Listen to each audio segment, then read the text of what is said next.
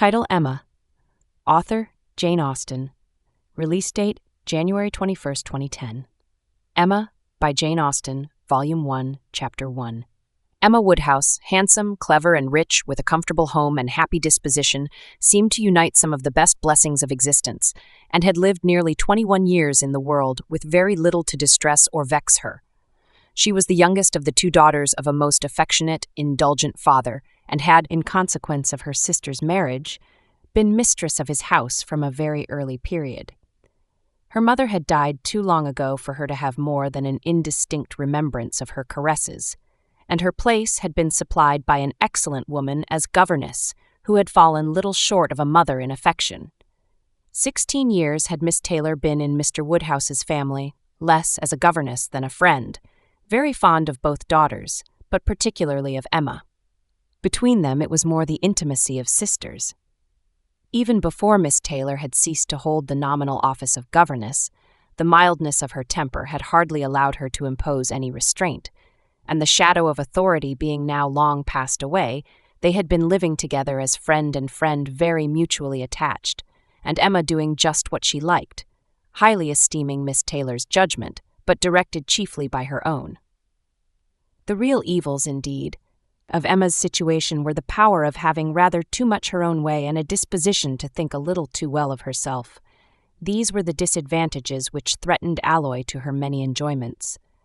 The danger, however, was at present so unperceived that they did not by any means rank as misfortunes with her. Sorrow came, a gentle sorrow, but not at all in the shape of any disagreeable consciousness. Miss Taylor married. It was Miss Taylor's loss which first brought grief. It was on the wedding day of this beloved friend that Emma first sat in mournful thought of any continuance. The wedding over, and the bride people gone, her father and herself were left to dine together, with no prospect of a third to cheer a long evening. Her father composed himself to sleep after dinner as usual, and she had then only to sit and think of what she had lost. The event had every promise of happiness for her friend. Mr. Weston was a man of unexceptionable character, easy fortune, suitable age, and pleasant manners, and there was some satisfaction in considering with what self-denying, generous friendship she had always wished and promoted the match, but it was a black morning's work for her. The want of Miss Taylor would be felt every hour of every day. She recalled her past kindness, the affection of 16 years. How she had taught and how she had played with her from 5 years old. How she had devoted all her powers to attach and amuse her in health, and how nursed her through the various illnesses of childhood. A large debt of gratitude was owing here, but the intercourse of the last 7 years, the equal footing and perfect unreserve which had soon followed Isabella's marriage on their being left to each other, was yet a dearer, tenderer recollection. She had been a friend and companion such as few possessed, intelligent, well-informed, useful, gentle, knowing all the ways of the family, interested in all its concerns, and peculiarly interested in herself, in every pleasure, every scheme of hers, one to whom she could speak every thought as it arose, and who had such an affection for her as could never find fault. And Emma could not but sigh over it, and wish for impossible things, till her father awoke and made it necessary to be cheerful. His spirits required support. He was a nervous man, easily depressed, fond of every body that he was used to, and hating to part with them, hating change of every kind. Matrimony, as the origin of change, was always disagreeable, and he was by no means yet reconciled to his own daughter's marrying, nor could ever speak of her but with compassion. Though it had been entirely a match of affection, when he was now obliged to part with Miss Taylor too, and from his habits of gentle selfishness and of being never able to suppose that other people could feel differently from himself, he was very much disposed to think Miss Taylor had done as sad a thing for herself as for them, and would have been a great deal happier if she had spent all the rest of her life at Hartfield. Emma smiled and chatted as cheerfully as she could to keep him from such thoughts, but when tea came, it was impossible for him not to say exactly as he had said at dinner, "Poor Miss Taylor! I wish she were here again. What a pity it is that Mr. Weston ever thought of her." "I cannot agree with you, Papa. You know I cannot. Mr. Weston is such a good-humored, pleasant, excellent man that he thoroughly deserves a good wife, and you would not have had Miss Taylor live with us forever and bear all my odd humors when she might have a house of her own? A house of her own? But where is the advantage of a house of her own? This is 3 times as large, and you have never any odd humors, my dear. How often we shall be going to see them, and they coming to see us. We shall be always meeting. We must begin. We must go and pay wedding visit very soon. My dear, how am I to get so far? Randalls is such a distance, I could not walk half so far. No, Papa, nobody thought of your walking. We must go in the carriage, to be sure. The carriage, but James will not like to put the horses to for such a little way. And where are the poor horses to be while we are paying our visit? They are to be put into Mr. Weston's stable, Papa. You know we have settled all that already. We talked it all over with Mr. Weston last night. And as for James, you may be very sure he will always like going to Randalls because of his daughter's being housemaid there. I only doubt whether he will ever take us anywhere else. That was your doing, Papa. You got Hannah that good place. Nobody thought of Hannah till you mentioned her. James is so obliged to you. I am very glad I did think of her. It was very lucky, for I would not have had poor James think himself slighted upon any account, and I am sure she will make a very good servant. She is a civil, pretty-spoken girl. I have a great opinion of her. Whenever I see her, she always curtsies and asks me how I do, in a very pretty manner. And when you have had her here to do needlework, I observe she always turns the lock of the door the right way and never bangs it. I am sure she will be an excellent servant, and it will be a great comfort to poor Miss Taylor to have somebody about her that she is used to see. Whenever James goes over to see his daughter, you know, she will be hearing of us. He will be able to tell her how we all are. Emma spared no exertions to maintain this happier flow of ideas, and hoped, by the help of backgammon, to get her father tolerably through the evening, and be attacked by no regrets but her own. The backgammon table was placed, but a visitor immediately afterwards walked in and made it unnecessary. Mr. Knightley, a sensible man about 7 or 8 and 30, was not only a very old and intimate friend of the family, but particularly connected with it, as the elder brother of Isabella's husband. He lived about a mile from Highbury, was a frequent visitor, and always welcome, and at this time more welcome than usual, as coming directly from their mutual connections in London. He had returned to a late dinner after some days' absence, and now walked up to Hartfield to say that all were well in Brunswick Square. It was a happy circumstance, and animated Mr. Woodhouse for some time. Mr. Knightley had a cheerful manner, which always did him good, and his many inquiries after poor Isabella and her children were answered most satisfactorily. When this was over, Mr. Woodhouse gratefully observed, "It is very kind of you, Mr. Knightley, to come out at this late hour to call upon us. I am afraid you must have had a shocking walk." "Not at all, sir. It is a beautiful moonlight night, and so mild that I must draw back from your great fire. But you must have found it very damp and dirty. I wish you may not catch cold." "Dirty, sir? Look at my shoes, not a speck on them." "Well, that is quite surprising, for we have had a vast deal of rain here." "It rained dreadfully hard for half an hour while we were at breakfast. I wanted them to put off the wedding. By the by, I have not wished you joy. Being pretty well aware of what sort of joy you must both be feeling, I have been in no hurry with my congratulations, but I hope it all went off tolerably well. How did you all behave? Who cried most?" "Ah, poor Miss Taylor, 'tis a sad business." "Poor Mr. and Miss Woodhouse, if you please, but I cannot possibly say, poor Miss Taylor. I have a great regard for you and Emma, but when it comes to the question of dependence or independence, at any rate, it must be better to have only one to please than two, especially when one of those two is such a fanciful, troublesome creature," said Emma playfully. "That is what you have in your head, I know, and what you would certainly say if my father were not by." "I believe it is very true, my dear, indeed," said Mr. Woodhouse with a sigh. "I am afraid I am sometimes very fanciful and troublesome.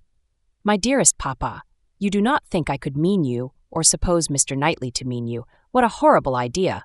Oh, no, I meant only myself. Mr. Knightley loves to find fault with me, you know, in a joke. It is all a joke. We always say what we like to one another. Mr. Knightley, in fact, was one of the few people who could see faults in Emma Woodhouse, and the only one who ever told her of them. And though this was not particularly agreeable to Emma herself, she knew it would be so much less so to her father that she would not have him really suspect such a circumstance as her not being thought perfect by everybody. "Emma knows I never flatter her," said Mr. Knightley, "but I meant no reflection on any body. Miss Taylor has been used to have 2 persons to please. She will now have but 1. The chances are that she must be a gainer." "Well," said Emma, willing to let it pass, "you want to hear about the wedding, and I shall be happy to tell you, for we all behaved charmingly. Everybody was punctual, everybody in their best looks, not a tear, and hardly a long face to be seen. Oh no, we all felt that we were going to be only half a mile apart, and were sure of meeting every day." "Dear Emma bears everything so well," said her father. "But, Mr. Knightley, she is really very sorry to lose poor Miss Taylor, and I am sure she will miss her more than she thinks for." Emma turned away her head, divided between tears and smiles. "It is impossible that Emma should not miss such a companion," said Mr. Knightley. "We should not like her so well as we do, sir, if we could suppose it, but she knows how much the marriage is to Miss Taylor's advantage. She knows how very acceptable it must be at Miss Taylor's time of life to be settled in a home of her own, and how important to her to be secure of a comfortable provision, and therefore cannot allow herself to feel so much pain as pleasure. Every friend of Miss Taylor must be glad to have her so happily married." "And you have forgotten one matter of joy to me," said Emma, "and a very considerable one, that I made the match myself. I made the match, you know, 4 years ago, and to have it take place and be proved in the right when so many people said Mr. Weston would never marry again may comfort me for anything." Mr. Knightley shook his head at her. Her father fondly replied, "Ah, my dear, I wish you would not make matches and foretell things, for whatever you say always comes to pass. Pray do not make any more matches." "I promise you to make none for myself, Papa, but I must indeed for other people. It is the greatest amusement in the world. And after such success, you know. Everybody said that Mr. Weston would never marry again. Oh dear, no. Mr. Weston, who had been a widower so long, and who seemed so perfectly comfortable without a wife, so constantly occupied either in his business in town or among his friends here, always acceptable wherever he went, always cheerful. Mr. Weston need not spend a single evening in the year alone if he did not like it. Oh no, Mr. Weston certainly would never marry again. Some people even talked of a promise to his wife on her deathbed, and others of the son and the uncle not letting him. All manner of solemn nonsense was talked on the subject, but I believed none of it. Ever since the day, about 4 years ago, that Miss Taylor and I met with him in Broadway Lane, when, because it began to drizzle, he darted away with so much gallantry and borrowed 2 umbrellas for us from Farmer Mitchell's, I made up my mind on the subject. I planned the match from that hour, and when such success has blessed me in this instance, dear Papa, you cannot think that I shall leave off matchmaking." "I do not understand what you mean by success," said Mr. Knightley. "Success supposes endeavor. Your time has been properly and delicately spent if you have been endeavoring for the last 4 years to bring about this marriage. A worthy employment for a young lady's mind. But if, which I rather imagine, your making the match, as you call it, means only your planning it, your saying to yourself one idle day, I think it would be a very good thing for Miss Taylor if Mr. Weston were to marry her, and saying it again to yourself every now and then afterwards, why do you talk of success? Where is your merit? What are you proud of? You made a lucky guess, and that is all that can be said. And have you never known the pleasure and triumph of a lucky guess? I pity you. I thought you cleverer, for depend upon it, a lucky guess is never merely luck. There is always some talent in it. And as to my poor word, success, which you quarrel with, I do not know that I am so entirely without any claim to it. You have drawn 2 pretty pictures, but I think there may be a third, a something between the do-nothing and the do-all. If I had not promoted Mr. Fother Weston's visits here, and given many little encouragements, and smoothed many little matters, it might not have come to anything after all. I think you must know Hartfield enough to comprehend that. A straightforward, open-hearted man like Weston, and a rational, unaffected woman like Miss Taylor may be safely left to manage their own concerns. You are more likely to have done harm to yourself than good to them by interference. Emma never thinks of herself if she can do good to others, rejoined Mr. Woodhouse, understanding but in part. But, my dear, pray do not make any more matches. They are silly things, and break up one's family circle grievously.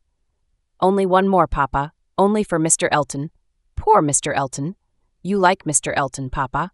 I must look about for a wife for him. There is nobody in Highbury who deserves him, and he has been here a whole year, and has fitted up his house so comfortably that it would be a shame to have him single any longer. And I thought, when he was joining their hands today, he looked so very much as if he would like to have the same kind office done for him. I think very well of Mr. Elton, and this is the only way I have of doing him a service. Mr. Elton is a very pretty young man, to be sure, and a very good young man, and I have a great regard for him. But if you want to show him any attention, my dear, ask him to come and dine with us some day. That will be a much better thing. I dare say Mr. Knightley will be so kind as to meet him. With a great deal of pleasure, sir, at any time, said Mr. Knightley, laughing, and I agree with you entirely that it will be a much better thing. Invite him to dinner, Emma, and help him to the best of the fish and the chicken, but leave him to choose his own wife. Depend upon it, a man of 6 or 7 and 20 can take care of himself.